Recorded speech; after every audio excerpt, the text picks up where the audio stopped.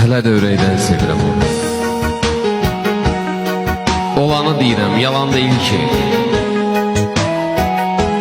Çox adam məsləhət verdi ki, unutmaq o qədər asan deyil ki.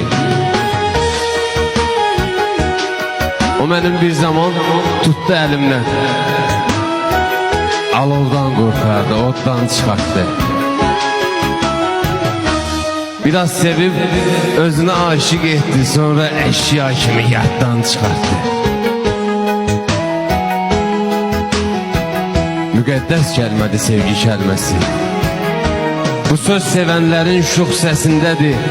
Mənim məhəbbətim onun əlində, onun əlləri isə özgəsindədir. Səhv özümdə olub qırıb qəlbimi, yenə üzr istəyib könlün almışam. Daşı zəifləmiş